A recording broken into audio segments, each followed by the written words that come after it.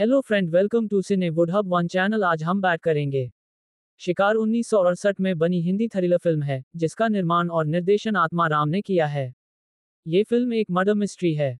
इसमें Dharmendra, Asha Parekh, Sanjeev Kumar, Helen Rahman, Johnny Walker, Bela Bose, Ramesh Deo मुख्य भूमिकाओं में हैं।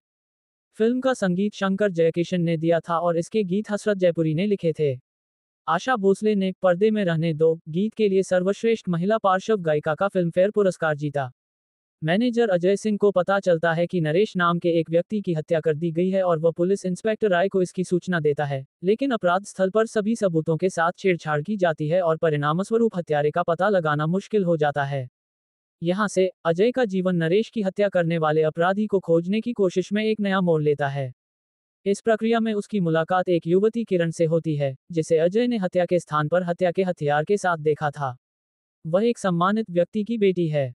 अगली बार वह उसे मंच पर पर्दे में रहने दो पर्दा ना उठाओ पर नाचते हुए देखता है और उसके पास कुछ महत्वपूर्ण सबूत होते हैं जो अजय को शराबी और महिलाओं के प्रति आकर्षित करने वाले नरेश की हत्या करने वाले अपराधी तक पहुंचा सकते हैं। शिखर का अर्थ है ऊंचाई और इसी नाम के अनुरूप ये फिल्म एक इंसान की सामाजिक, मानसिक और भावनात्मक ऊंचाइयों तक पहुंचने की कहानी है। ये सिर्फ एक प्रेम कथा नहीं, बल्कि एक आदर्शवादी संघर्ष और व्यक्तिगत बलिदान की भी गाथा है। धर्मेंद्र विजय एक ईमानदार, निडर, आत्मसम्मानी युवक जो गांव की जड़ता के खिलाफ संघर्ष करता है। तनुजा रेखा एक शिक्षित, आधुनिक सोच वाली लड़की जो विजय की विचारधारा से जुड़ती है। संजीव कुमार श्यामलाल एक अमीर जमींदार का बेटा जो रेखा से प्रेम करता है और विजय का विरोधी बन जाता है। ए के हंगल गांव के बुजुर्ग और नैतिक मूल्यों के प्रतीक। कहानी एक सुंदर लेकिन सामाजिक रूप से पिछड़े गांव से शुरू होती है, जहां विजय नाम का युवक रहता है। वो पढ़ा लिखा, स्वाभिमानी और बदलाव में विश्वास रखने वाला इंसान है। लेकिन गांव की जमींदारी प्रथा, जातिवाद और गरीबी उसे बहुत खटकती है। विजय गांव वालों को शिक्षित करना चाहता है, उन्हें आत्मनिर्भर बनाना चाहता है, पर जमींदारों और ठेकेदारों को ये पसंद नहीं आता। खासकर श्यामलाल, जो एक अहंकारी, भ्रष्ट और लालची व्यक्ति है, विजय से निजी ईर्ष्या भी रखता है क्योंकि वह भी रेखा से प्रेम करता है। प्रेम और विरोध। रेखा एक शहर में पढ़ी लिखी लड़की है जो गांव में समाज सेवा करने आई है। उसकी मुलाकात विजय से होती है और वो उसकी सोच, ईमानदारी और सेवा भावना से प्रभावित होती है। धीरे धीरे दोनों के बीच प्रेम पनपता है। इसी बीच श्यामलाल को ये रिश्ता नागवार गुजरता है। वो विजय को नीचा दिखाने और गांव में उसे बदनाम करने की साजिशें करता है, कभी जमीनी विवाद, कभी झूठे आरोप।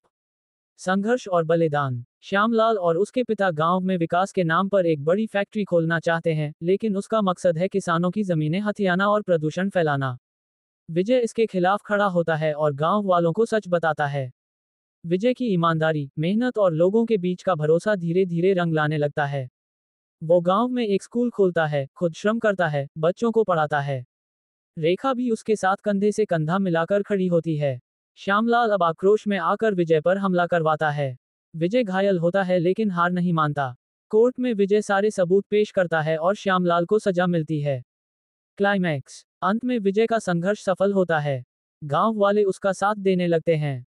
स्कूल, स्वास्थ्य केंद्र और स्वावलंबी योजनाएं शुरू होती हैं। विजय और रेखा का विवाह होता है। फिल्म यही संदेश देती है कि ईमानदारी, निष्ठा और सामूहिक प्रयास से कोई भी गांव शिखर तक पहुंच सकता है। फिल्म के मुख्य संदेश। शिक्षा और विकास केवल इमारतें बनाने से नहीं होता, सोच बदलने से होता है। सच्चा प्रेम सिर्फ भावनात्मक नहीं होता, सामाजिक जिम्मेदारी भी बांटता है। ईमानदारी भले ही कठिन राह हो, लेकिन अंततः विजय उसी की होती है। ग्रामीण भारत की समस्याओं को समझने और बदलने की प्रेरणात्मक कथा। हमारा वीडियो पसंद आया तो लाइक करें, शेयर करें और सब्सक्राइब जरूर कर दीजिए।